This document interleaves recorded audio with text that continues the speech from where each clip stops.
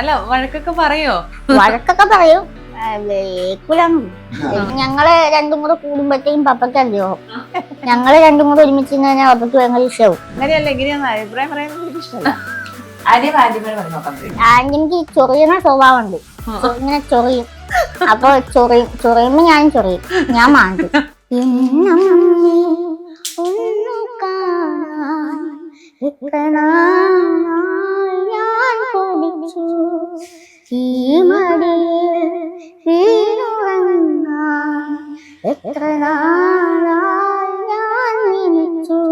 Psoriasis ഈ അസുഖമായിട്ട് യാതൊരു ബന്ധമില്ല. ഒരു ബന്ധം. നമ്മൾ ഇവരെ കൊണ്ട് പോവാത്ത ഹോസ്പിറ്റലുകളില്ല കേരളത്തിൽ. ആയുർവേദം ആയിക്കോട്ടെ, അലോപ്പതി ആയിക്കോട്ടെ, ഹോമിയോ ആയിക്കോട്ടെ. എനിക്കത് ഇങ്ങനെ അമ്മനെ വെച്ച് പൈസ മേടിക്കാനും ഒത്തിരി പൈസ മേടിക്കായിരുന്നു. ഇവിടെ ദുനിയാവിലെനിക്കെന്തു ബന്ധം, ഇരുമൂടിയൊരു വഴിയിൽ എന്തുണ്ട് സ്വന്തം.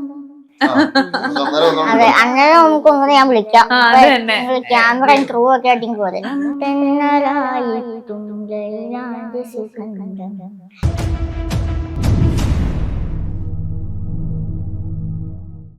ഇനി നമുക്ക് ഗോഡ്വിന്റെ അച്ഛനും അമ്മേനെ ഒന്ന് പരിചയപ്പെടാം, ഒന്ന് ഇങ്ങോട്ടേക്ക് വിളിക്കാം. അപ്പൊ ഇതാണ് ഗോഡ്വിന്റെ പപ്പയും അമ്മയും അല്ലേ? അപ്പൊ ഗോഡ്വിന്റെ ഇടത്തും വലത്തുമുള്ള എന്താ പറയാ പില്ലേഴ്സ്, നെടുന്തൂണുകളാണ്. അപ്പൊ നിങ്ങള് 3 പേരും ഉള്ളതാണ് ലോകം എന്ന് ഇവൻ പറഞ്ഞു. എങ്ങനെയാണ് ഗോഡ്വിനെ കൊണ്ട് ഇപ്പം ഭയങ്കര സന്തോഷമായിരിക്കും. ഇൻസ്റ്റാഗ്രാമിലൊക്കെ വീഡിയോ ഒക്കെ ഇടുന്ന കാണാറുണ്ടോ? എല്ലാം ചെയ്യിക്കാൻ പുള്ളിനെ കൊണ്ട് ചെയ്യിക്കുകയാണ് എല്ലാം കൂടെ. ഞാൻ പറയും, ഞാൻ ഇങ്ങനെ പറഞ്ഞു കൊടുക്കാറുണ്ട്, അത് ഇത് അങ്ങനെയൊക്കെ ചെയ്യാൻ പറഞ്ഞു. എന്നാലും പുള്ളിക്ക് പുള്ളിയുടേതായ ഒരു ചെറിയ ഇഷ്ടമുണ്ടല്ലോ, ആ ഒരു തോന്നൽ. ചെറുതായിട്ടൊന്ന് വഴക്കൊക്കെ പറഞ്ഞു പോകും. പുള്ളി ഇങ്ങോട്ട് അല്ല വഴക്കൊക്കെ പറയോ? അങ്ങോട്ടും വഴക്കുണ്ടാക്കും. വഴക്കൊക്കെ പറയും. എനിക്ക് തോന്നണം ഭയങ്കര ബോൾഡ് ആണല്ലേ? എങ്ങനെയാണ് മമ്മി? ഭയങ്കര ബോൾഡ് ആണ് മമ്മി. എന്താ പറയാ, രണ്ടാനമ്മയാണെങ്കിലും ഭയങ്കര നിങ്ങൾ ഭയങ്കര ഫ്രണ്ട്സ്, അത്ര ഒരു സ്നേഹമാണ് ശരിക്കും. ഞാൻ രണ്ടാനമ്മയാണെന്നിട്ട് എനിക്ക് ഞങ്ങള് രണ്ടും കൂടെ കൂടുമ്പോഴത്തേക്കും പപ്പക്കല്ലയോ, ഞങ്ങള് രണ്ടും കൂടെ ഒരുമിച്ച് കഴിഞ്ഞാൽ പപ്പക്ക് ഭയങ്കര ഇഷ്ടവും. ഇവര് വഴക്കുണ്ടാക്കാറുണ്ട്, കാര്യങ്ങളൊക്കെ ഉണ്ടാകും. നമ്മള് കണ്ടിട്ട് നമ്മളെ പോവാണ്. ഫ്രണ്ട്സ് ആണെങ്കിലും വഴക്കൊക്കെ ഉണ്ടാകും. ഞാൻ പറയുന്നത് പുള്ളി കേൾക്കൂല. അല്ല, വഴക്കൊക്കെ ഉണ്ടാക്കും. ഞങ്ങള് വഴക്കുണ്ടാകും. പപ്പ മൈൻഡ് ചെയ്യാറില്ല. പപ്പ മൈൻഡ് ചെയ്താൽ കുറച്ച് കഴിയുമ്പോൾ പപ്പ പ്രതിയാവും. ഒന്നാവും.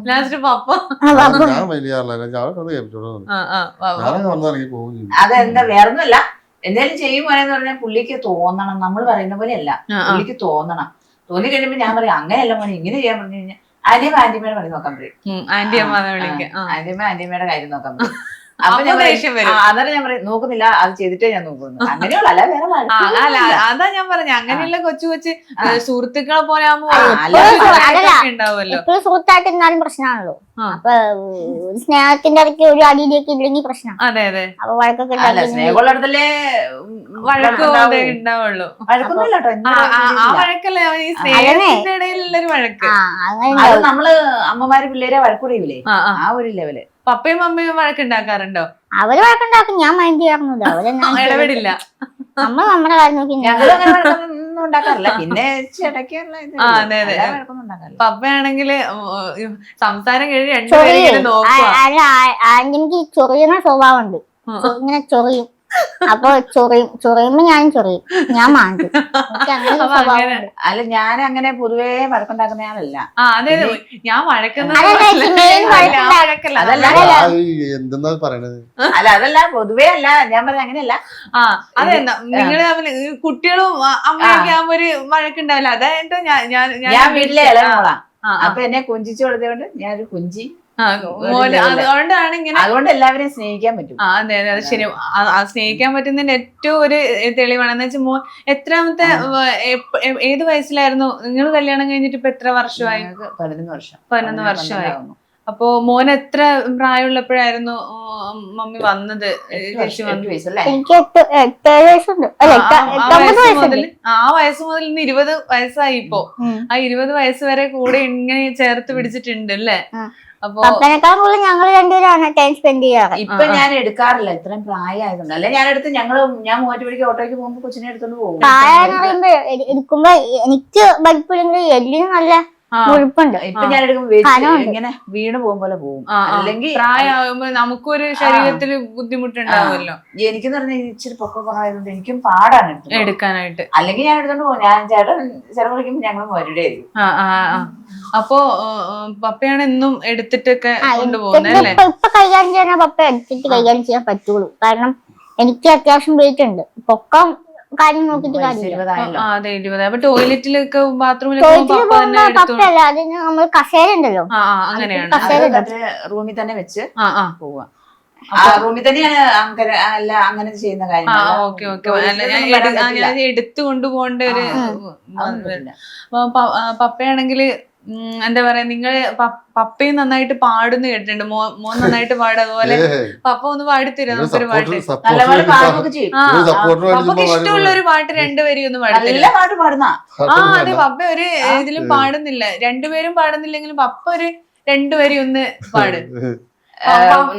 പുള്ളി ഇപ്പൊ പാടുന്നത് നല്ല പാട്ടാ. പപ്പ ഇപ്പൊ നല്ല പാട്ടാണ്. ബൈക്കിൽ കൂടെ പാടുമ്പോ നല്ല സ്വരാണ്. പപ്പ രണ്ടുപേരും നമുക്ക് അങ്ങനെയാണ് മോനാ ഇത് കിട്ടിയത്. പിന്നെ അമ്മയും പാടുന്ന പപ്പ പാടില്ലേ? പിന്നെ പപ്പ അങ്ങനെയല്ല, പപ്പക്ക് പപ്പ നിങ്ങള് പാടണം എന്നൊരാഗ്രഹം ഉണ്ടായിരുന്നു എനിക്ക് രണ്ടുപേരും. പപ്പ ഒന്നാമത് ഇപ്പൊ പ്രിപ്പറേഷനിലല്ല ഇരിക്കണേ. ചേട്ടന്റെ അപ്പച്ചൻ നന്നായിട്ട് ഇങ്ങനെ പാടുകയൊക്കെ ചെയ്യും. പാടും. അല്ല ഗോഡ്വിൻ മോനാണെങ്കിലും നല്ല സ്വരവും നല്ലതാണ്. പിന്നെ എല്ലാം അതിന്റെ ഒരു പാട്ട് പഠിപ്പിക്കാനും കൊണ്ടേ വിട്ടു. അതെ, പിന്നെ യാത്ര ഒരു ബുദ്ധിമുട്ട്. യാത്ര ഞാൻ പറഞ്ഞില്ല, ഒന്നാമത്തെ നമുക്ക് വണ്ടിയില്ല, രണ്ടാമത്തെ ഈ പബ്ലിക് ട്രാൻസ്പോർട്ട് പറ്റത്തില്ല, പിന്നെ ഈ എന്റെ അസുഖത്തിന്റേതായ ബുദ്ധിമുട്ടുകളുണ്ട്. അതൊക്കെ കൊണ്ടാണ് മുക്കാലും പോവാൻ പറ്റാനുള്ളത്. അപ്പൊ അങ്ങനെ ഒരു വിഷയം വന്നാണ്ട് തന്നെയല്ല അങ്ങനെ കൊണ്ടാണ് ചേട്ടൻ പണിക്ക് ഇല്ല ഇല്ല, അത് ശരി. ചേട്ടൻ പോയിരുന്നാ നമുക്ക് പ്രസക്തി ഇല്ല. അതെ അതെ, ഇപ്പോഴെ കുറച്ച് കാലങ്ങളെല്ലാം എല്ലാത്തിനും ചേട്ടന്റെ സഹായം. അതെ അത് ശരി. എല്ലാത്തിനും ഇവരുടെ മൈൻഡ് മാത്രമായിട്ട് സമയം സ്പെൻഡ് ചെയ്യാൻ സാഹചര്യമില്ല. സാഹചര്യം ഇല്ല. കാരണം അങ്ങനെ ഇരുന്ന രണ്ടുപേരും ഇരുന്ന് കഴിഞ്ഞാൽ നമ്മള് ജീവിതം മുന്നോട്ട് കൊണ്ടുപോകണം. മരുന്ന് കാര്യങ്ങളൊന്നും മറ്റുള്ള കാര്യങ്ങളൊക്കെ വേണ്ടി ഞാൻ പോയേ പറ്റും. അപ്പൊ ഇവന് നമ്മളിപ്പോ ഞങ്ങളിവിടെ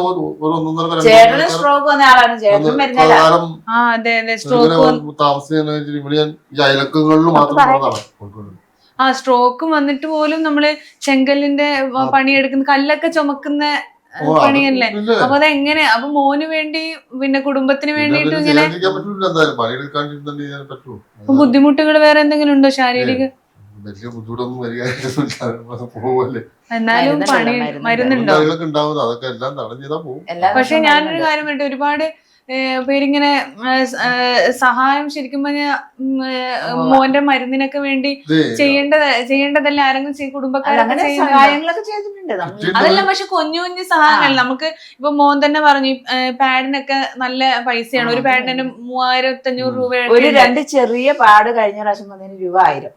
അതാ ഞാൻ പറഞ്ഞ. അപ്പൊ ഒട്ടിക്കുന്നത് അതുകൊണ്ട് നമുക്ക് അതങ്ങനെ. അപ്പൊ അങ്ങനെയാവുമ്പോ നമുക്ക് ദൈനംദിനം നമുക്ക് അങ്ങനെ ഒരു പാഡ് വാങ്ങേണ്ട ഒരു അവസ്ഥ ഇല്ലല്ലോ ഇപ്പൊ. അപ്പൊ അതെങ്ങനെയാണ് മോന്റെ? അതൊക്കെയാണെങ്കിൽ നിങ്ങൾക്ക് ചെയ്യണമെന്നും ആഗ്രഹമുണ്ട്, പക്ഷെ അതിനുള്ള ഒരു സാമ്പത്തിക സ്ഥിതി ഇല്ല. അപ്പൊ എങ്ങനെയാണ് പ്രതിസന്ധി ആയിട്ട് നിൽക്കുമ്പോ എന്താ തോന്നുന്നത്? അങ്ങനെ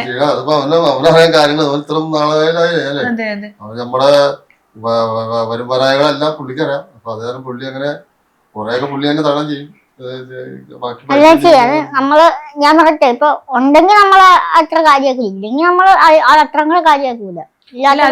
അതുണ്ടെങ്കിൽ നമുക്ക് ഈ പൊട്ടിയെടുത്തൊക്കെ ഒട്ടിക്കുകയൊക്കെ ചെയ്യുമ്പോ ഒരു നല്ലതല്ല. മോന്റെ ആ വേദന ഇതാകുമ്പോ നമുക്കും ഒരു വിഷമാവില്ല. അപ്പൊ നമുക്ക് അയ്യോ ഇത് വാങ്ങിക്കൊടുക്കാനുള്ള ഒരു പൈസ ഇല്ലാത്തോണ്ടാണല്ലോ. അത് നമുക്ക് ഏത് മാതാപിതാക്കൾക്കും തോന്നൂലോ. അതെ അതെ, അപ്പൊ ഭയങ്കര വിഷമിച്ചിരിക്കുന്ന ആളല്ല. അല്ല, മോനൊരു വിഷമം ഉണ്ടാവുമല്ലോ എന്ന് വിചാരിച്ചിട്ട് മോൻ പറയാത്തായിരിക്കും. അപ്പൊ പപ്പക്കും മമ്മക്കും അത് ഭയങ്കര ഉള്ളിലൊരു സങ്കടം തോന്നില്ല ഇടയ്ക്ക് ഇങ്ങനെ വേദനിച്ചിട്ടൊക്കെ കാണുമ്പോ? അത് ശരി. പപ്പക്കാണേലും പൈസ എന്ന് പറഞ്ഞാൽ കൂലിപ്പണിയാകുമ്പോൾ നമുക്കറിയാലോ എത്ര താങ്ങാൻ എത്ര പറ്റില്ല. അതെന്ന് വെച്ചാൽ ഇവിടുത്തെ ഒരു വാടക വീടാണ്. പിന്നെ ഇപ്പൊ സാധനങ്ങൾക്കൊക്കെ വലിയ പൈസയാണ്, എല്ലാം വാങ്ങണം. അപ്പം തന്നെ മരുന്ന്, നമുക്ക് അത്യാവശ്യത്തിനുള്ള മരുന്നല്ലാതെ ഒരു വലിയ മോനെ അത്ര ഒരു ഇതായിട്ട് നോക്കാനുള്ള, മോൻ തന്നെ പറഞ്ഞു, സത്യം പറഞ്ഞ ഒരു ഓട്ടോറിക്ഷയൊക്കെ ഉണ്ടെങ്കിൽ യാത്രയൊക്കെ ഭയങ്കരമായിരിക്കും, നല്ല എളുപ്പമായിരിക്കും. അല്ലാതെ ഈ എല്ലാ സാധാ വണ്ടിയെ പോണ പോലെ പോകാൻ പറ്റില്ലല്ലോ. ഓട്ടോയാണ് പുള്ളിക്ക്. പക്ഷെ അച്ഛൻ ആരുടെ മുന്നിലും കൈ നീട്ടുന്നൊരു സ്വഭാവം അല്ല. എനിക്ക് ഇങ്ങനെ അമല വെച്ച് പൈസ മേടിക്കാൻ ഒത്തിരി പൈസ മേടിക്കായിരുന്നു. കാരണം ഇവന്റെ ആദ്യം ഞാൻ ഫേസ്ബുക്കിൽ ആദ്യമേ പോസ്റ്റ് ചെയ്ത സമയത്ത് ഒത്തിരി ആളുകൾ എന്നെ വിളിച്ചു. അല്ലാതെ ഇവന്റെ ഇവിടെ കാണാനായിട്ട് വന്നു. അവർക്ക് ഇവര് പൈസ കൊടുത്തു. അപ്പൊ ഞാൻ പറഞ്ഞു, അത് കഴിഞ്ഞിട്ട് എന്നെ വിളിച്ച ആൾക്കാർ പറഞ്ഞു, ഞാൻ ഈ അസുഖത്തിനൊരു മരുന്ന് കണ്ടെത്തണം, അല്ലാതെ നിങ്ങളെ പൈസ മേടിച്ച് ഞാൻ ആവശ്യമായിട്ട് ജീവിതം നയിച്ചിട്ടുണ്ടെങ്കിൽ നിങ്ങൾ പിന്നെ മരുന്ന് അസുഖം മാറില്ല, നിങ്ങളൊരു സമയത്ത് വന്നിട്ടുണ്ടെങ്കിൽ എനിക്ക് പറയാനുള്ള ഉത്തരവില്ല. അപ്പൊ ഞാൻ പറഞ്ഞു, അങ്ങനെ ഒരു മരുന്ന് കണ്ടെത്തുന്ന സമയത്ത് നിങ്ങളുടെ ഫോൺ നമ്പർ തന്നെ ഞാൻ സേവ് ചെയ്ത് വെച്ചേക്കാം, അത് എല്ലാം സൂക്ഷിച്ചു വെച്ചേക്കാം. അന്നേരം കാണുമ്പോ അത് ഈ അസുഖത്തിന് ഇത് കിട്ടുവാണ്, ഇത്ര രൂപയാവും എന്ന് ഡോക്ടേഴ്സ് നമുക്ക് ഉറപ്പ് പറയുവാണെങ്കിൽ ഞാൻ നിങ്ങളെ വിളിച്ചോളാന്ന് പറഞ്ഞത്. കാരണം നമ്മള് ആൾക്കാർക്ക് ദയ തോന്നി ഒത്തിരി പൈസ പേര് വരും, എന്നാലും അന്നത്തെ കിട്ടി കുറച്ച് പൈസ വരും. ഇത് തന്നെ ചെലവാക്കി കിട്ടോ, നമ്മളൊന്നും എടുത്തില്ല. അതെ അതെ, അങ്ങനെ നിങ്ങൾ എടുത്തിരുന്നെങ്കിൽ സത്യം പറഞ്ഞ ഈ വാടക വീട്ടിൽ കഴിയേണ്ടി വരുമോ അല്ലേ? അങ്ങനെ അത് കാരണം ഞാൻ അവരുടെ പിന്നെ വിളിച്ചു കൊടുത്ത ആൾക്കാരത്തൊക്കെ അങ്ങനെ പറയുമല്ലേ, ഞാൻ ഇങ്ങനെ വിളിച്ച ആൾക്കാർ ഒത്തിരി ആൾക്കാരത്ത് പറയും, ഒത്തിരി ആൾക്കാർ. പിന്നെ വിദേശത്തുള്ള ആൾക്കാർ കുറച്ച് പേരൊക്കെ ഇവരെ വേണ്ടി അയച്ചു കൊടുക്കുക, കൊച്ചിന് എന്തെങ്കിലും മേടിച്ചു കൊടുക്കും, ഭക്ഷണം മേടിച്ചു കൊടുക്കും, അത് മേടിച്ചു കൊടുക്കും, ഇത് മേടിച്ചു, അല്ലെങ്കിൽ ഡ്രസ്സ് എന്തെങ്കിലും അങ്ങനെയുള്ള പറഞ്ഞു. അത് അപ്പൊ ഇങ്ങനെ ഇവ നമ്പർ സേവ് ചെയ്ത് വെച്ചെന്ന് പറഞ്ഞാൽ, അപ്പൊ സത്യം പറഞ്ഞാൽ ഈ ബാംഗ്ലൂർ പോയി ഇങ്ങനെ പാഡിനും അതിനൊക്കെ വേണ്ടിട്ട് അവരെ വിളിച്ചുകൂടെ അച്ഛന്? എന്ന് വെച്ചാൽ അച്ഛന്റെ പൈസ സത്യം പറഞ്ഞാൽ ഇവിടുത്തെ ചെലവിന് തന്നെ ആവും. അപ്പൊ അതിന് വേണ്ടി അവിടെ ചെന്നപ്പോഴുള്ള റിസൾട്ട് നമുക്ക് പൂർണ്ണമായിട്ടും പറ്റുള്ളതാണ്. കാര്യം വെച്ചാല് ആ പോക്കെ ഒരു 10,000-25,000 30,000 പോക്കാ. ഞങ്ങള് ഈ ബാംഗ്ലൂരിൽ നിന്ന് പിന്നെ പോണൊരു 10-30-40 പൈസ. 30,000 രൂപ അന്ന് തന്നെ ആയി ഒരു വട്ടം പോയപ്പോ. ഇവിടുന്ന് കാറിന് പോയി 2 ഡ്രൈവർമാര്, അതുപോലെ നമ്മള് ഓണറാണ് ഒരാൾ. എന്നാലും നമ്മൾ ഇത്ര പേരൊക്കെ ചെലവും കാര്യങ്ങളൊക്കെ. പിന്നെ ഇവന് വേണ്ടി മരുന്ന് പഠിക്കണൊക്കെ അവിടെ ചിലപ്പോ ഹോസ്പിറ്റലിൽ വലിയ ക്യാഷാവണ്ട, അല്ലാതുള്ള ചെലവുകൾ പോവാനും മരുന്നിനും മരുന്നും കാര്യങ്ങളെല്ലാം പുറത്തുനിന്നാ. സ്കിന്നിന്റെ പൊതുവെ സ്കിന്നിന്റെ ഏത് അസുഖങ്ങളും മരുന്നിന് ഭയങ്കര വിലയായിരിക്കും. ചെറിയ സ്കിന്നിന്റെ പ്രശ്നത്തിന് തന്നെ നമ്മൾ എന്തെങ്കിലും ഒരു ഡോക്ടറെ കാണിച്ചാൽ 10,000-30,000 രൂപയാവും, ചെറിയ എന്തെങ്കിലും പ്രശ്നം തന്നെ. അപ്പൊ നമ്മൾ റിസർച്ച് തന്നെ അവര് പറഞ്ഞ ഉറപ്പ് പറയില്ല, രോഗാരാജ്യം കണ്ടുപിടിക്കാൻ നോക്കാൻ ശ്രമിക്കാം. ഞങ്ങള് തുടർന്നും പോയേനെ. പക്ഷെ പിന്നെ പാടൊക്കെ മേടിക്കാൻ അവർ പറഞ്ഞു ഒരു സ്ഥലത്തേക്ക് വിട്ടു. അവിടെ ചെന്നിട്ട് പണ്ടാപാലം പൈസ ആദ്യത്തെ പ്രാവശ്യം തന്നെ 10,000-25,000 പാഡിന്. അപ്പൊ അങ്ങനെ ഇടക്കിടക്ക് പാഡ് വാങ്ങിക്കാനുള്ള ഒരു പൈസയും ഇപ്പം കിട്ടിയ ഇങ്ങനെ ഇതിൽ മെയിൻറ്റെയിൻ ചെയ്ത് ഇങ്ങനെ ഒട്ടിച്ച് അങ്ങനെ പോവാ അല്ലേ? അങ്ങനെ ഒട്ടിച്ചതിന്റെ കൂടെ ഷർട്ട് ഇടുമ്പോഴൊക്കെ ഒട്ടിപ്പിടിക്കാൻ ഫ്രീ ആവാം. അതെ അതെ, അങ്ങനെ അത് ഞാനിങ്ങനെ ഈ ഫോട്ടോസ് ഇപ്പൊ ഈ അസുഖത്തിന് തന്നെ ഒരു പേരുണ്ടല്ലോ, എപ്പിഡമോളിസിസ് ഉള്ളോസ് എന്ന് പറഞ്ഞിട്ട്. അപ്പോ ആ ഒരു അസുഖത്തിന് ഞാൻ വെറുതെ ഫോട്ടോസ് നോക്കിയപ്പോ എല്ലാരും ഇങ്ങനെ ഒട്ടിച്ച് വെച്ചേക്കുവാ. അപ്പൊ ആ ഒരു ശരീരം മൊത്തം ഒട്ടിക്കണമെങ്കിൽ 10,000-30,000 രൂപയാവും അല്ലേ? അന്നേരം എന്ന് പറഞ്ഞാൽ ഒരു മുറിവിനും ആ ഒരു ഇത് കിട്ടിയാൽ തന്നെ നമ്മള് ഇവന് അരോചകമായിട്ട് തോന്നുന്ന മുറിവുകളിൽ മാത്രം ഒട്ടിച്ചാൽ മതി. അത് പുള്ളി പറയാം നമുക്ക് അങ്ങനെ ഫുള്ളായിട്ട് ഒട്ടിക്കണം.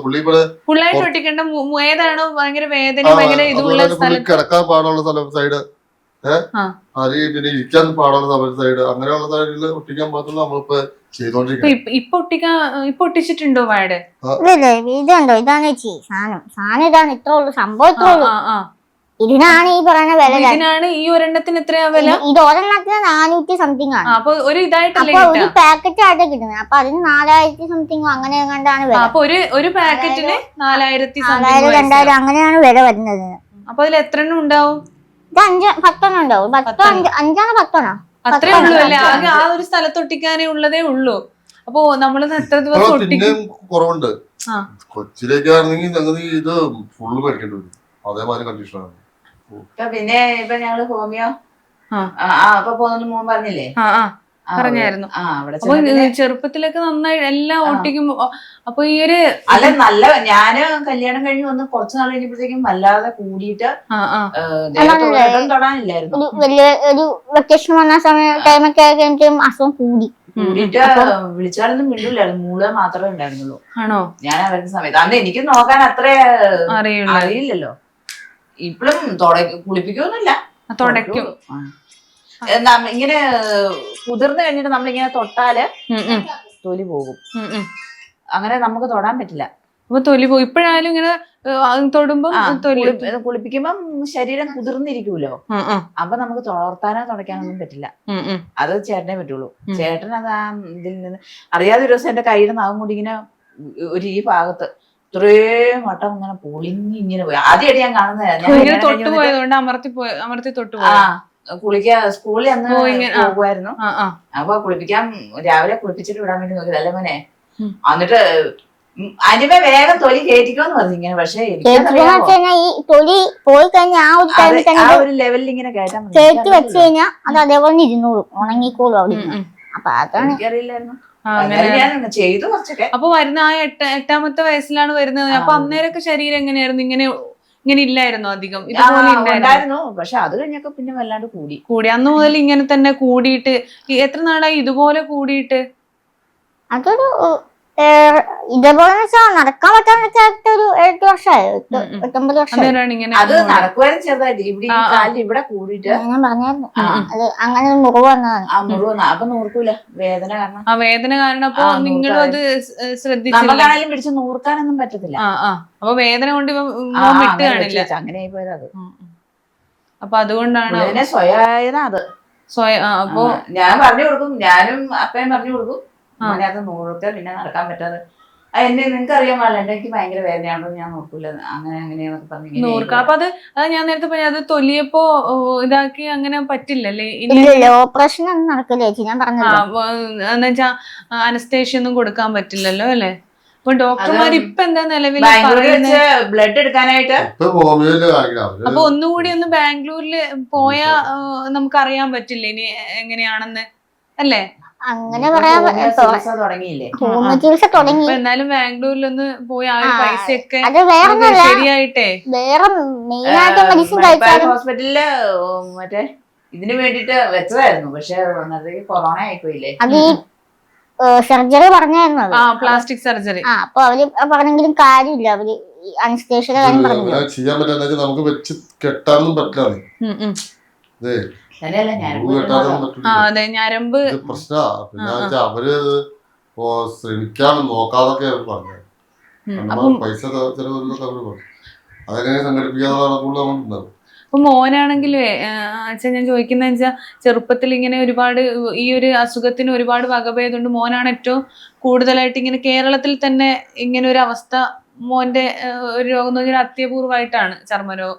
അപ്പൊ ഇങ്ങനെയുള്ള കുട്ടികളുടെ ഏതെങ്കിലും മാതാപിതാക്കള് പപ്പയായിട്ട് ബന്ധപ്പെട്ടിരുന്നോ? അങ്ങനെ എന്തെങ്കിലും ഡോക്ടർമാർ ഇങ്ങനെ കുട്ടി ബാക്കിയാവില്ല അങ്ങനെ എന്തെങ്കിലും പറഞ്ഞൊരു സിറ്റുവേഷനില് കൊല്ലത്തുനിന്ന് ഒരു പാർട്ടി അവരുടെ ഒരു കുട്ടി മരിച്ചു. രണ്ടാമത്തെ കുട്ടി ഉണ്ടായിരുന്നു എന്നൊക്കെ പറഞ്ഞ് വിളിച്ചു. 2 നിലവിലുണ്ട്. അപ്പൊ ചികിത്സ എന്തെങ്കിലും ആയോ ചേട്ടാ ചോദിച്ചാൽ വിളിച്ചതാണ്. അതൊക്കെ വേറെ ആരും വിളിച്ചിട്ടില്ല. പിന്നെ ഞങ്ങള് ബാംഗ്ലൂരിൽ ചെന്നപ്പോ ഇതുപോലൊരു തമിഴ് പെൺകൊച്ചിനെ കണ്ടു. അത് ഇതുപോലത്തെ അസുഖം തന്നെ ഇച്ചിരി വ്യത്യാസം ഉണ്ടോ? ആ കൊച്ചിനെ കണ്ടു. അങ്ങനെയല്ല വേറെ ആരും ഞങ്ങൾ കണ്ടു. ഡോക്ടർമാര് ഇപ്പോഴും പ്രത്യാശ തരുന്നുണ്ടോ അതോ എന്താണ് പറയുന്നത്? ഡോക്ടർമാർ അങ്ങനെയല്ലേ പറയുള്ളൂ, നമുക്ക് നോക്കാം എന്നല്ലേ പറയാൻ പറ്റുള്ളൂ. ഞാൻ കൊണ്ടുവരുന്ന ഹോസ്പിറ്റലുകൾ ആയുർവേദം ആയിക്കോട്ടെ, അലോപ്പതി ആയിക്കോട്ടെ, ഹോമിയോ ആയിക്കോട്ടെ, അവർ 6 മാസം 7 മാസം ചികിത്സിക്കും. പിന്നെ അവർക്ക് നമ്മുടെ അടുത്ത് പറയാനും മതിയാ. നമുക്ക് മനസ്സിലാവും. ഇതിന് പിന്നെ പൂർണ്ണമായിട്ടും നല്ല ഉറപ്പോട് പറഞ്ഞ വരിക്കോലി ലെപ്രസിയ ഹോസ്പിറ്റൽ, വരിക്കോലി സാലവേഷൻ ആർമിയുടെ ലെപ്രസിയ ഹോസ്പിറ്റലിലെ ഡോക്ടർ സംസാരമാണ്. മാറൊന്നുമില്ല, പുള്ളി പച്ചയ്ക്ക് പറയും മാറൊന്നുമില്ല. ഇങ്ങനെ കൂടിയും കുറഞ്ഞും ഇരിക്കും. മരുന്ന് കഴിക്കുക, പിന്നെ ഇൻഫെക്ഷൻ ആവാതൊക്കെ നോക്കുക, അങ്ങനെയൊക്കെ നോക്കി കൊണ്ടു കിടക്കുക.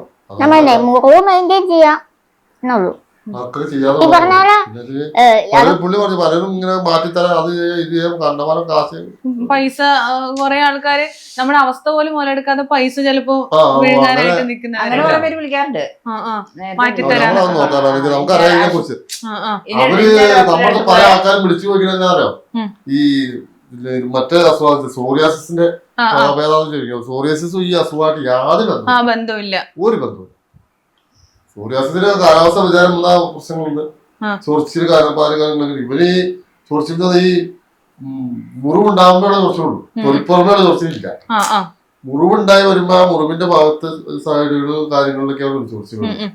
പിന്നെ ശരീരത്തിൽ അല്ലാതെയുള്ള ഈ അസുഖത്തിന്റെ ഭാഗമായിട്ടുള്ള ചെറിയ ചെറിയ ചൊറിച്ചിലുകൾ, അല്ലാതെ അങ്ങനെ മാറ്റിത്തരാന്നൊക്കെ പറഞ്ഞ് പൈസ അല്ലാതെ എന്നെ ഒരു ചേട്ടൻ വിളിച്ച് ദേഷ്യപ്പെട്ടു. നിങ്ങള് പൈസ മരുന്ന് ചികിത്സ ചെയ്യാന്ന് പറഞ്ഞ പുള്ളിനെ വിളിച്ചു, ചികിത്സയുടെ കാര്യം പറയാന്ന് പറഞ്ഞ് വിളിച്ച്. അവൻ ചേട്ടാ ഇത് ഇങ്ങനെയാ കാര്യങ്ങളെന്നൊക്കെ പറഞ്ഞു. പുള്ളിക്ക് ദേഷ്യം. പുള്ളി പിന്നെ നിങ്ങൾ ചികിത്സ ചെയ്യാണ്ട് പിന്നെ സാധനം ഇട്ടേക്കണം എന്തിനാ, നിങ്ങൾ എന്തിനാ സോഷ്യൽ മീഡിയയിൽ അറിയിച്ചെന്ന് വെച്ചിട്ട്. ചേട്ടാ അത് അങ്ങനെയാണെന്ന് പറഞ്ഞു. പിന്നെ ഞാൻ മൊബൈലും കട്ട് ചെയ്തു. പ്രശ്നം തീർന്നത്. അവസ്ഥ മനസ്സിലാക്കാതെ പറയാൻ കഴിയാലോ, നമ്മൾ ഇവരെ കൊണ്ട് പോവാത്ത ഹോസ്പിറ്റലുകളില്ല കേരളത്തിൽ. ആയുർവേദം ആയിക്കോട്ടെ, അലോപ്പതി ആയിക്കോട്ടെ, ഹോമിയോ ആയിക്കോട്ടെ. ബാംഗ്ലൂരിൽ സത്യം പറഞ്ഞാൽ 50,000 രൂപയുടെ അടുത്ത് നമുക്ക് പറയാം 50,000 രൂപയൊക്കെ ആയിക്കണം അന്ന് പോയപ്പോ. ചിലപ്പോ അതിൽ കൂടാനേ വഴിയുള്ളൂ. അപ്പൊ അതുപോലെ കൂടി അപ്പൊ അതുപോലെ ഇനിയൊരു പൈസ നമുക്ക് കിട്ടുവാണെങ്കിൽ മോനെ ഉറപ്പായിട്ടും അവിടെ കൊണ്ടുപോവോ ബാംഗ്ലൂരോട്ട്? കൊണ്ടുപോകാ നോക്കാൻ ഒരു വട്ടം കൂടി. ആദ്യത്തെ പ്രാവശ്യം പോയപ്പോ ഇവര് ബയോപ്സി കാര്യങ്ങളെല്ലാം എടുത്താണ്. ഇനി ചെല്ലുമ്പോ നടക്കൂലിയാവില്ല, അല്ലെങ്കിൽ പുള്ളി സമ്മതിക്കുന്നു തോന്നല. പച്ചക്ക് മുറിച്ചിട്ട് എന്നിട്ട് ചേട്ടനെ കയറ്റാതെ ഞാനാണ് എന്നിട്ട് ഇങ്ങനെ ബ്ലഡ് കുളിച്ചാ ഞാൻ പറഞ്ഞത് കൊച്ചിനെ ബയോപ്സി മരവിപ്പിക്കാൻ പോലും പറ്റില്ലല്ലോ, നമുക്ക് കണ്ടു നിൽക്കാൻ പറ്റില്ലല്ലോ. നടക്കൂല. പിന്നെ അവിടെ കൊണ്ടുപോയി നോക്കി ഡോക്ടറെ കാണിച്ചു അവിടെ പഴയ നമ്മള് ചെല്ലുമ്പോൾ ഡോക്ടർ അവിടെ ഉണ്ടായിരുന്നു എങ്കിൽ ഇവര് ഫയലൊക്കെ എടുത്ത് നോക്കി തപ്പിയെടുത്ത് ചേട്ടന് ഒരു അസുഖം വന്ന ഒരു ടൈം നോക്കാലോ.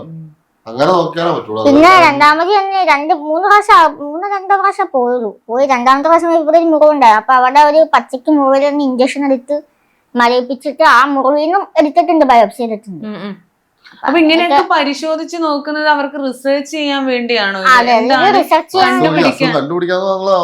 കണ്ടുപിടിക്കുകയാണ്. ഈ ജനിതക രോഗം എന്നാണ് പറയുന്നത്. അത് എങ്ങനെയാണ് ഇപ്പോ ചേച്ചിക്ക് എന്തെങ്കിലും ക്യാൻസർ വന്ന് ചേച്ചി മരണപ്പെട്ടല്ലോ, അത് അങ്ങനെ എന്തെങ്കിലും അങ്ങനെ എന്തെങ്കിലും ഉണ്ടായിരുന്നു ചേച്ചിക്ക്? പിന്നെ എങ്ങനെയാണല്ലേ അതിപ്പോ ഡോക്ടർമാരെല്ലാരും ചെന്ന ആളും കണ്ടു കഴിഞ്ഞാൽ ഞങ്ങൾ പുള്ളിന് ചികിത്സിക്കുന്നതിന് മുമ്പ് ഞങ്ങൾക്കാണ് കൗൺസിലിംഗ്. എനിക്ക് വൈഫിനാണ് കൗൺസിലിംഗ്. ആ കൗൺസിലിംഗിൽ 2 മണിക്കൂറോളം ഞങ്ങൾ കൗൺസിലിംഗ് ചെയ്യും. അപ്പൊ ഞങ്ങളുടെ വീട്ടുകാരെ കംപ്ലീറ്റ് ഡീറ്റെയിൽ, ഞങ്ങളുടെ ഫുൾ ഡീറ്റെയിൽ, പിന്നെ ഞങ്ങള് ബന്ധപ്പെട്ട കാര്യങ്ങൾ മുതല് എല്ലാം ഇതിനകത്ത് പറഞ്ഞു ചോദിക്കാറുണ്ട് ഡോക്ടേഴ്സ്. അങ്ങനെ ചോദിച്ചിട്ടാണ് പിന്നെ രണ്ടാമത് ഇവരെ നോക്കാറുണ്ട്. അപ്പൊ ആ പുള്ളിക്കാരിയുടെ ഫാമിലിയിലോ എന്റെ ഫാമിലിയിലോ അങ്ങനെയുള്ള ഒരു ആൾക്കാരേ ഇല്ല. പിന്നെ ഞാനും പുള്ളിക്കാരിയായിട്ട് യാതൊരു റിലേഷനും ഇല്ല, ഒരു രീതിയിലും ഇല്ല. ഞാൻ പോയി കണ്ടു, ഒരു ദിവസം പോയി കണ്ടു, പെണ്ണാണാനായിട്ട് പോയി കണ്ടു, പുള്ളിക്കാരെ കണ്ടു, ഇഷ്ടപ്പെട്ടു, കല്യാണം കഴിച്ചു. അതത്രേ ഉള്ളൂ. അങ്ങനെ അല്ലാതെ വേറെ ഒരു പ്രണയം മുന്നേ അറിയാവുന്നതൊന്നുമില്ല. പിന്നെ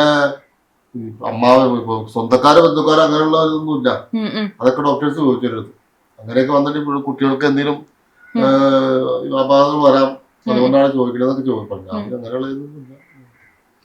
അപ്പൊ എന്തോ അതെന്താണെന്ന് ഇപ്പോഴും അറിയില്ല അല്ലേ, കണ്ടുപിടിച്ചിട്ടുമില്ല. അപ്പൊ പിന്നീട് ഒരു പേടിയായിരുന്നു അടുത്തൊരു കുഞ്ഞെന്ന് പറയുമ്പോ അങ്ങനെയൊക്കെ ഇനി അങ്ങനെ വന്നിട്ടുണ്ടെങ്കിൽ പുള്ളിക്കാർക്ക് താങ്ങാൻ പറ്റില്ല. നമുക്ക് ചിലപ്പോ ഒരു പരിധിവരെ പിടിച്ചിരിക്കാൻ പറ്റിയെങ്കിൽ പുള്ളിക്കാർക്ക് പിടിച്ചിരിക്കാൻ പറ്റാന്ന് കഴിഞ്ഞാൽ പിന്നെ നമ്മളില്ലല്ലോ. അങ്ങനെയാണൊരു വിഷമം വന്നു പോയത്. അപ്പോ ബ്രസ്റ്റ് ക്യാൻസർ 4th സ്റ്റേജിലായപ്പോഴാണ് മരിച്ചത്. അപ്പോ സ്വന്തം മോന് വേണ്ടി സത്യം പറഞ്ഞ അസുഖം പോലും ഇതിന്റെ അസുഖം അത് വലിയ കാര്യമാക്കി എടുത്തില്ല. രാത്രി സഹിക്കാൻ പറ്റാതെ വന്നപ്പോഴാണ് പുള്ളിക്കാരി പറഞ്ഞ. പിന്നെ ചികിത്സയൊക്കെ പിടികൂടി നടത്തി കാര്യം. 2 കൊല്ലം പക്ഷെ എന്താ ഭാഗ്യത്തിന് അതുപോലെ തന്നെ സ്നേഹിക്കുന്ന ഒരാളെ കിട്ടിയില്ലേ. കൂടുതലും കാര്യമായിട്ടുള്ള ആളെ കിട്ടിയ അതില് ഭയങ്കര ഹാപ്പിയാണ്. പുള്ളിക്കാരത്തി നല്ല സ്ട്രിക്റ്റ് ആയിരുന്നു എല്ലാ കാര്യത്തിലും. ഞങ്ങനെ രണ്ട് നേച്ചറാന്നുള്ളൂ. ഞാൻ ജോളിയാ സ്ട്രിക്റ്റ് ആയിരുന്നു. അപ്പൊ നമ്മള് രണ്ടും തരണം ചെയ്യണ്ടേ, കുഴപ്പമില്ല. ഞങ്ങള് കളിച്ചു നടക്കുന്നു. രണ്ടുപേരും എന്താ പറയാ, അങ്ങനെ ഒരു അല്ലെങ്കിൽ ഈ സെക്കൻഡ് മദർ എന്നൊക്കെ പറയുമ്പോ സ്റ്റെപ്പ് മദർ എന്നൊക്കെ പറയുമ്പോഴേ ഒരു ഭയങ്കര പേടി ഒരാളെ ഉപദ്രവം. പക്ഷെ മോൻ ഇങ്ങനെയും കൂടെയാണ് നല്ല സ്നേഹമായിരിക്കുമല്ലോ. ഇവനാ കൂടുതൽ ഭാഗ്യമായിട്ടാണ്, എനിക്കല്ല. മോനാണ് ചേട്ടനെ കൊച്ചിനെ പറയുമ്പോൾ ഞാൻ സമ്മതിക്കില്ല.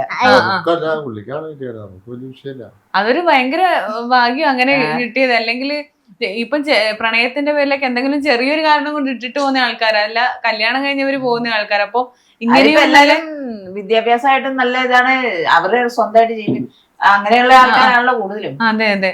അപ്പോ എന്താ പറയാ, ചേച്ചിക്ക് ഇപ്പോ നമുക്കിപ്പോ എങ്ങനെയാണ് ഇപ്പൊ ഇവരുടെ കൂട്ടത്തിൽ ഒരുപാട് വർഷമായി, അപ്പൊ എന്നും സന്തോഷത്തോടെ ഇങ്ങനെ വേറൊരു ലോകം ഇനി ഇല്ലല്ലോ, ഇവര് തന്നെയാണ് ലോകം. അങ്ങനെ വീട്ട് ഈരാറ്റുപേട്ടയാണ് വീടല്ല, അവിടെയൊക്കെ പോവാറുണ്ടോ? പോവാറൊന്നുമില്ല, അങ്ങനെ ഇവിടെ തന്നെയാണ് നിൽക്കാറ്.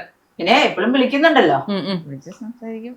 അപ്പൊ ഇനിയൊരു വീടാണ് മോഹം അല്ലേ? ഇത് ഞാൻ പറഞ്ഞല്ലോ ഏകദേശം സെറ്റ് ആയിട്ടുണ്ട്. പക്ഷെ ഇനി ബാക്കി കാര്യങ്ങള് അതൊക്കെ നടക്കും. കേന്ദ്ര ഗവൺമെന്റിന്റെ, നമ്മുടെ ഗവൺമെന്റ് അല്ല, കേന്ദ്ര ഗവൺമെന്റിന്റെ. കേന്ദ്ര ഗവൺമെന്റ് ഉറപ്പായാലും ചെയ്യും. മോനിങ്ങനെ ഇൻസ്റ്റാഗ്രാം വഴിയൊക്കെ ആരെങ്കിലും ചോദിക്കാറുണ്ടോ മോനോട് എന്തെങ്കിലും സഹായം ചെയ്യട്ടെ? സഹായങ്ങൾ ഒത്തിരി കിട്ടാറുണ്ട്. ഞാൻ പറഞ്ഞല്ലോ നമുക്കൊരു വീട് എടുക്കാനോ അവരെ വിളിച്ചോ ചോദിച്ചോ, അവരെന്തെങ്കിലും കൊടുത്തു. മോനെ വിളിച്ച മോന് ഇഷ്ടമുള്ള അതൊന്നും അറിയണം മോന്. ഞാൻ കൂട്ടുകാരെ വിളിച്ചാണല്ലോ, അപ്പൊ അതൊരു സമയം വിളിച്ചാൽ കിട്ടില്ല. കാരണം വെച്ചാൽ എന്റെ ഫോൺ രാവിലെ ഈ പോക്കറ്റിൽ നിന്ന് എടുത്ത് കൂടുതലേക്ക് വെച്ചാൽ കൂടും പറ്റുമ്പോൾ ഇറങ്ങിയിട്ട് വൈകുന്നേരം 7 മണിയാവും പണി കയറി വരാൻ. പണി കഴിയുമ്പോ ചിലപ്പോ 7 മണിയല്ല 11 മണിയാവും. ആ സമയത്ത് ഫോൺ എടുത്ത് നോക്കുമ്പോഴാണ് കാണാൻ പറ്റുള്ളൂ ഉമ്മാരെ വിളിച്ചു പോലെ. എല്ലാം ഫോൺ എടുക്കാറേ. ഞങ്ങള് പകല ചേട്ടനെ വിളിക്കണമെങ്കിൽ വേറെ ആൾക്കാരെ അതൊന്നും അത്രക്ക് ഈ കുടുംബത്തിന് വേണ്ടി അങ്ങനെ കഠിനാധ്വാനം ചെയ്യുവാണ്. ചേച്ചിക്കല്ലേ ആരോഗ്യം എങ്ങനെയാണെന്ന് അറിയാൻ പറ്റുള്ളൂ. ആരോഗ്യം ഭയങ്കര എങ്ങനെയാണ്, പണിയെടുക്കാൻ പറ്റുമോ, കല്ലൊക്കെ ചുമക്കാൻ പറ്റുന്ന ഒരു ആരോഗ്യസ്ഥിതി ഉണ്ടോ? ആരോഗ്യസ്ഥിതി അതൊക്കെ ഒരു ഭാഗ്യം തന്നെ പറയുള്ളൂ. കാരണം സ്ട്രോക്ക് ഒക്കെ വന്നിട്ട് പിന്നെ ഇങ്ങനെയൊക്കെ പണിക്കൊക്കെ പോകുന്നത് റിസ്ക് ആണ് ശരിക്കും പറഞ്ഞാൽ. ഒരു പണി സ്ഥിരമായിട്ട് ചെയ്യുമ്പോ ആരോഗ്യത്തിന് വലിയ പ്രാധാന്യം ഇല്ല. നമ്മളാ ഒരു എക്സ്പീരിയൻസ് ഉണ്ടല്ലോ, അത് വെച്ചാ പണി പോകാൻ പണിയുമ്പോഴല്ലോ തളർച്ച ക്ഷീണമൊക്കെ നമുക്ക് തോന്നില്ല. അങ്ങനെയൊക്കെ ഉണ്ടല്ലോ, ഉണ്ടല്ലോ എന്നുള്ള ഒരു തോന്നൽ. മരുന്ന് കഴിക്കുന്നുണ്ട്, 3 നേരവും മരുന്ന് കഴിക്കുന്നുണ്ട്. ഡോക്ടർ ഒരു നാളും മുടക്കരുതെന്ന്. അപ്പൊ ഇനി നമുക്ക് വേഗം ഒരു വീടാവണം. പിന്നെ അതുപോലെ തന്നെ മോൻ പറഞ്ഞൊരു ഓട്ടോറിക്ഷ ഉണ്ടെങ്കിൽ നല്ലതാണ്. അപ്പൊ അങ്ങനെ ആരെങ്കിലും ഓട്ടോറിക്ഷയൊക്കെ വാങ്ങിത്തരാം, അങ്ങനെ ആരെങ്കിലും പറഞ്ഞിട്ടുണ്ടോ? വണ്ടി എന്തെങ്കിലും വാങ്ങിത്തരാം? അതൊക്കെ നടക്കണം, അതൊക്കെ നടക്കും. 1 വർഷം കൊണ്ട് കഴിക്കാൻ ചേർത്ത് ഞങ്ങൾ ഇരിക്കുന്നത്. 1 വർഷവും കൂടി കഴിഞ്ഞ് വീടൊക്കെ ആയി ഇനിയിപ്പോ ഓട്ടോയിലൊക്കെ പോകുന്നുണ്ട്. അന്നേരം നമ്മളൊരിക്കൽ വരും. അതെ, അന്നേരം നമുക്ക് ഒന്നുകൂടെ ഞാൻ വിളിക്കാം. ക്യാമറ ത്രൂ ഒക്കെ ആയിട്ട് പോലെ ഉറപ്പായിട്ടും. പിന്നെ ഹൗസ് വാമിങ്ങിന് അതൊക്കെ നമ്മൾ വരും. വരണം, ഗോൾബി വിളിച്ചില്ലേലും വരും. വരണം, ഞാൻ വിളിക്കൂലോ. സോഷ്യൽ മീഡിയയിൽ എന്തായാലും സോഷ്യൽ മീഡിയയുടെ സ്റ്റാർ ആണല്ലോ, എല്ലാ പാട്ട് അതൊക്കെ. പിന്നെ ഇപ്പൊ ഈ അടുത്ത് സിത്താര ചേച്ചിയൊക്കെ ഭയങ്കര കേക്കൊക്കെ മുറി എല്ലാ വീഡിയോ ഒക്കെ ഞാൻ കണ്ടു. നല്ല ഞങ്ങള് തന്നെ ഇത് പുള്ളി ഇതിലൊക്കെ ഉണ്ടെന്നൊക്കെ കുറെ കാലം കഴിഞ്ഞറിഞ്ഞു. അതെ, അത് ഞങ്ങളോടൊന്നും അങ്ങനെ പറയാറില്ല. അപ്പൊ പാട്ടൊക്കെ ആരും കേൾക്കാതെയാണോ പാടുന്നത്? അതൊക്കെ അതെ, അങ്ങനെയല്ല സാധാരണ മൂളിപ്പാട്ട് പാടൂലോ. അതെ അതെ, റൂമിന്ന് കേക്കാം, കഥ കടച്ച് ഇങ്ങോട്ട് ഇറങ്ങും. റൂമിന്ന് കേക്കാം, പക്ഷെ പുള്ളി ഇതിനകത്ത് പിന്നെ കുറെ ദിവസം കഴിഞ്ഞപ്പോ ഞാൻ പറയാം, ആന്റിനി ഇന്ന പാട്ട് പാടി ഞാൻ ഇട്ട് കഴിഞ്ഞപ്പോ അതിന് ഇത്ര ലൈക്ക് കിട്ടുന്ന അത് ഇട്ടോന്ന് ചോദിക്കും. അന്നേരം അറിയണേ, ചിലതൊക്കെ കാണിച്ചു തരും. അന്നേരം ഞാൻ പിന്നെ അങ്ങനെ ശ്രദ്ധിക്കാറില്ല, പുള്ളിയുടെ ഇഷ്ടത്തിന് അങ്ങ് വിട്ടേക്കും. പുള്ളി ഭയങ്കര നിങ്ങളെക്കാളും കൊണ്ട് നമ്മളെ എല്ലാരും അതല്ല, അങ്ങനെയല്ല, ഇങ്ങനെയൊന്നും അഭിപ്രായം പറയുന്നത് പുള്ളിക്ക് ഇഷ്ടമല്ല. അതുകൊണ്ട് ദേഷ്യം വരും പെട്ടെന്ന്. പെട്ടെന്ന് ദേഷ്യം വരും. അമ്മയ്ക്ക് എങ്ങനെയായിരുന്നു? മൂഡ് സ്വിങ്സ് അനുസരിച്ച് ആണ് അമ്മയുടെ ദേഷ്യമാണ് കിട്ടിയേക്കുന്നത്. അമ്മയുടെ അപ്പന്റെ ഒക്കെ ദേഷ്യം അപ്പനും ദേഷ്യം ഉണ്ടോ നന്നായിട്ട്? ഒന്നുമില്ല. മൂഡ് സ്വിങ്സ് ഉണ്ട്. മൂഡ് പെട്ടെന്ന് ചേഞ്ച് ആവും. അപ്പൊ അതുകൊണ്ട് അങ്ങനെ ഓവർ അഭിപ്രായം ഞാൻ പറയില്ല. അപ്പൊ നമുക്ക് എല്ലാത്തിനും കൂട്ടാണ്. എല്ലാത്തിനും കൂട്ടാണ്, നല്ല ഫ്രണ്ട്സ് ആണ്. അപ്പൊ നമുക്കിനി ഒരു ലാസ്റ്റ് നമ്മളെ പ്രേക്ഷകരോട് എന്താണ് പറയാനുള്ളത്? പപ്പക്കും മമ്മക്കും മോനും നമ്മുടെ സിനിമാറ്റിക്കിന്റെ പ്രേക്ഷകരോട് എന്താ പറയാ, നന്നായി പോവാ, അടിപൊളിയായിട്ട് ജീവിക്കുക. എല്ലാവരും അങ്ങനെ പോട്ടെ, സുഖമായിട്ട് സന്തോഷമായിട്ടു പോട്ടെ. അതെ, സന്തോഷം, സമാധാനം, ആയുസ്സും ആരോഗ്യം എല്ലാവർക്കും കിട്ടുന്നത്. ആയുസ്സും ആരോഗ്യം കിട്ടട്ടെ. പിന്നെ ഒരു പാട്ടും കൂടി പാടി നമുക്ക് നിർത്താം. ഇവിടെ ദുനിയാവിലെനിക്കെന്തു ബന്ധം, ഇരുമൂടിയൊരു വഴിയിൽ എന്തുണ്ട് സ്വന്തം, ഇളം തെന്നലായിട്ടും ലൈലാന്റെ സുഗന്ധം, ഇളം തെന്നലായിട്ടും ലൈലാന്റെ സുഗന്ധം, ഈരവഴിയെ വരണം അവളുടെ നിർബന്ധം, ഭ്രാന്തായ എന്തു സുഖം, സക്കറാത്തുമോ എന്തു രസം. നിർത്തിയോ? അത് ഇച്ചിരി ട്രെൻഡിങ് ആണ്. ഞാൻ ആദ്യമേ പാടാറുള്ളൂ. ഒത്തിരി അങ്ങനെ പാടിപ്പോയപ്പോഴും ശ്വാസത്തിന്റെ ശ്വാസത്തിന്റെ അല്ല, ഞാൻ അത്ര പഠിച്ചോളൂ. പക്ഷെ കാരണം പഠിച്ചിട്ടൊരു പാട്ട് എനിക്ക് ഒരു ദിവസം ഫുള്ള് പാടിത്തരണം. ഇത് ഞാന് മുക്കാലും ലിറിക്സ് നോക്കിയാ പാടാറ്. ഏതായാലും ഒരു പാട്ട്, ഈ പാട്ട് തന്നെ പഠിച്ചിട്ട് ഒന്നുകൂടി ഓക്കെ, പാടിത്തരാം. പാടിത്തരാം. അപ്പൊ എന്നെ അമ്മയെ ഒന്ന് കാണാൻ അതൊന്ന് പാടിത്തരും.